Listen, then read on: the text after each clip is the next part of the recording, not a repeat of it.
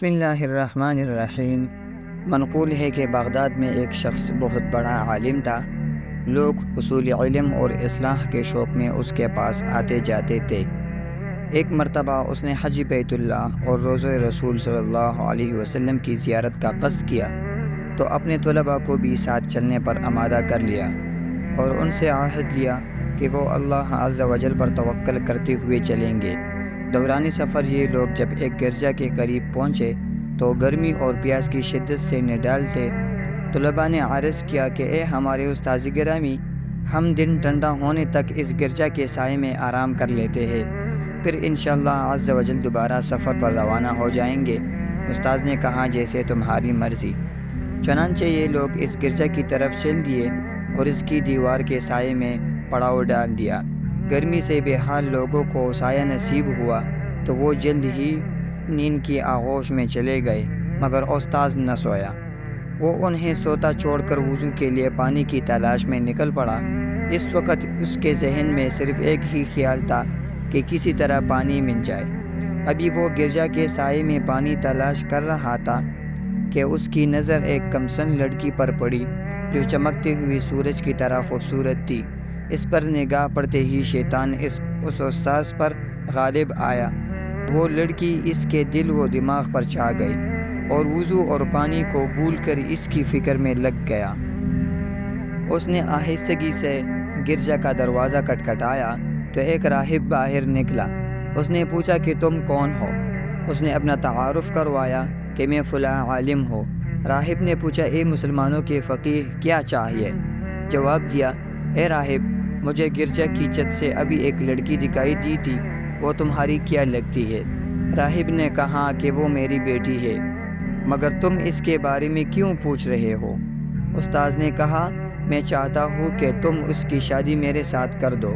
راہب بولا کہ ہماری دین میں ایسا کرنا جائز نہیں، اگر جائز ہوتا تو میں اس سے پوچھے بغیر اسے تمہاری زوجیت میں دے دیتا، حالانکہ میں نے اپنے آپ سے عہد کیا ہے کہ اس کی شادی اسی کی پسند سے کرواؤں گا۔ میں اسے تمہارے بارے میں بتاتا ہوں، اگر وہ تمہیں اپنے لیے پسند کرے تو میں اسے تمہاری زوجیت میں دے دوں گا۔ استاذ نے کہا یہ تو بڑی خوشی کی بات ہے، مہربانی فرما کر اس کے پاس جائیے اور پوچھیے۔ وہ راہب اپنی بیٹی کے پاس گیا اور سارا ماجرا بیان کیا۔ ادھر یہ استاذ ان کی باتیں سن رہا تھا۔ وہ لڑکی بولی ابا جان، آپ میرا نکاح کس طرح کر سکتے ہیں، حالانکہ میں عیسائی ہوں اور وہ مسلمان ہے؟ یہ تو اسی صورت میں ممکن ہے کہ وہ نصرانیت میں داخل ہو جائے۔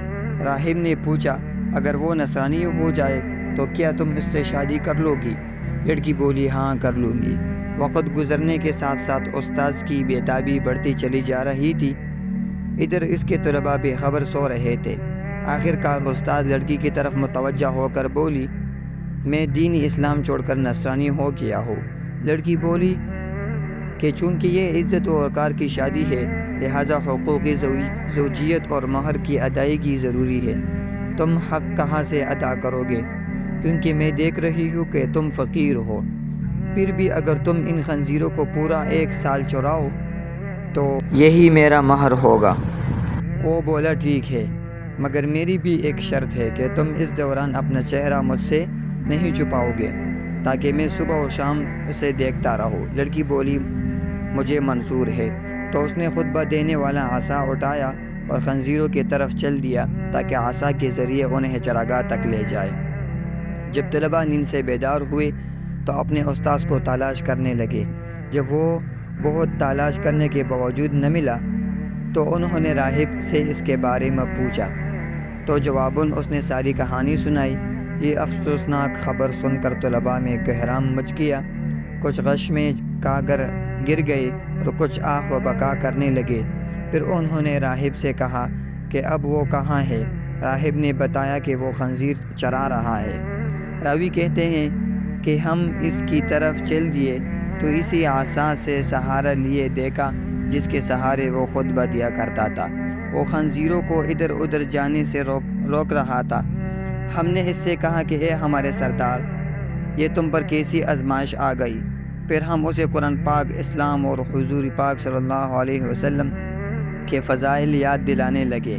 اور اسے قرآن و حدیث کے فرامین سنائے تو اس نے کہا کہ مجھ سے دور ہو جاؤ، جو کچھ یاد دلا رہے ہو وہ میں تم سے زیادہ جانتا ہوں، مگر مجھ پر اللہ رب العالمین کی طرف سے آزمائش نازل ہوئی ہے۔ ہم نے اسے اپنے ساتھ لے جانے پر بہت زور دیا مگر ناکام رہے۔ آخر کار ہم اس کے حال پر کفِ افسوس ملتے ہوئے مکہ مکرمہ کی طرف چل دیے اور حج ادا کرنے کے بعد واپس بغداد کی طرف روانہ ہوئے۔ جب ہم اسی مقام پر پہنچے ہم نے ایک دوسرے سے کہا کہ آؤ دیکھتے ہیں کہ اس پر کیا گزری، شاید وہ نادم ہو کر اللہ عز و جل کی بارگاہ میں توبہ کر چکا ہو اور اپنی حالت سے لوٹ آیا ہو۔ ہم اس کے پاس پہنچے تو اسی حالت پر پایا، وہ خنزیروں کی دیکھ بھال کر رہا تھا۔ ہم نے اسے سلام کیا اور نصیحت یاد دلائی اور قرآن پڑھ کر سنایا مگر اس نے کوئی جواب نہ دیا۔ ہم ایک بار پھر حسرت زدہ دل لیے واپس ہو لیے۔ جب ہم گرجا سے تھوڑی دور پہنچے تو ہم نے گرجے کے پیچھے سے ایک سائے کو اپنی جانب بڑھتے ہوئے دیکھا۔ وہ شخص چیخ چیخ کر ہمیں ٹھہرنے کا کہہ رہا تھا۔ ہم رک گئے۔ قریب آنے پر معلوم ہوا کہ ہمارے وہی استاذ ہماری جانب آ رہے ہیں۔ جب وہ ہم سے آ کر ملے تو بولے، میں گواہی دیتا ہوں کہ اللہ عز و جل کے سوا کوئی معبود نہیں اور حضرت محمد صلی اللہ علیہ وسلم اللہ کے رسول ہے۔ میں اللہ عز و جل کی بارگاہ میں توبہ کر چکا ہوں اور اپنی پچھلی حالت سے رجوع کر چکا ہوں۔ یہ آزمائش میری ایک ایسی خطا کی سبب تھی جو میرے اور میرے رب عز و جل کے درمیان تھی۔ اس نے میری اس خطا کے سبب مجھ پر عطاب فرمایا تھا۔ یہ آزمائش جو تم نے دیکھی وہ اسی سبب سے تھی۔ ہم اس پر بہت خوش ہوئے اور بغداد لوٹ آئے اور ہمارے استاذ پہلے سے زیادہ عبادات اور مجاہدات میں مصروف ہو گئے۔ ایک دن ہم ان کے گھر پر ان سے علم دین حاصل کر رہے تھے کہ ہم نے ایک عورت کو دروازہ کھٹکھٹاتے دیکھا تو ہم باہر نکلے اور پوچھا کہ اے خاتون کیا کام ہے؟ اس نے کہا کہ میں شیخ سے ملنا چاہتی ہوں۔ ان سے کہو کہ فلاں راہب کی بیٹی آپ کے ہاتھ پر مسلمان ہونے آئی ہے۔ تو شیخ نے اسے اندر آنے کی اجازت دے دی۔ وہ گھر میں داخل ہو کر بولی، اے میرے سردار، میں آپ کے ہاتھ پر مسلمان ہونے آئی ہوں۔ شیخ نے پوچھا کہ تمہارا قصہ کیا ہے؟ تو اس نے شیخ کو بتایا کہ جب آپ وہاں سے چلے آئے تو مجھ پر نیند کا غلبہ طاری ہوا اور میں سو گئی تو میں نے خواب میں حضرت علی ابن ابی طالب کرم اللہ وجہہ کو دیکھا۔ آپ رضی اللہ عنہ فرما رہے تھے کہ دین محمدی کے علاوہ کوئی دین سچا نہیں۔ آپ رضی اللہ عنہ نے 3 مرتبہ یہ بات ارشاد فرمائی۔ پھر فرمایا کہ اللہ تعالیٰ نے تیرے ذریعے اپنے ایک بندے کو آزمایا ہے، چنانچہ اب میں آپ کے پاس آ گئی ہوں اور آپ کے سامنے گواہی دیتی ہوں کہ اللہ تعالیٰ کے سوا کوئی معبود نہیں اور حضرت محمد صلی اللہ علیہ وسلم اللہ تعالیٰ کے رسول ہے۔ شیخ اس عورت کے اپنے ہاتھ پر مسلمان ہونے کی وجہ سے بہت خوش ہوئے۔ پھر انہوں نے اس سے اللہ اور اس کے رسول کے دین کے مطابق نکاح کر لیا۔ جب ہم نے ان سے ان کے خطا کے بارے میں پوچھا جو ان کے اور اللہ تعالیٰ کے درمیان راز تھی تو انہوں نے بتایا کہ میں کسی جگہ سے گزر رہا تھا، ایک نصرانی آ کر مجھ سے لپٹ گیا۔ میں نے اس سے کہا کہ تجھ پر اللہ کی لعنت ہو، مجھ سے دور ہو جا۔ اس نے پوچھا کیوں؟ تو میں نے کہا کہ میں تجھ سے بہتر ہوں۔ تو نصرانی میرے طرف متوجہ ہو کر بولا، تمہیں کیا پتہ کہ تم مجھ سے بہتر ہو؟ کیا تم جانتے ہو کہ تمہارا اللہ کے نزدیک کیا مقام ہے کہ تم یہ بات کہہ رہے ہو؟ پھر مجھے بعد میں خبر ملی کہ وہ نصرانی مسلمان ہو چکا ہے اور کامل مسلمان ہو کر عبادت گزار بن چکا ہے، جبکہ مجھے میری خطا کے سبب وہ سزا دی گئی جو تم دیکھ چکے ہو۔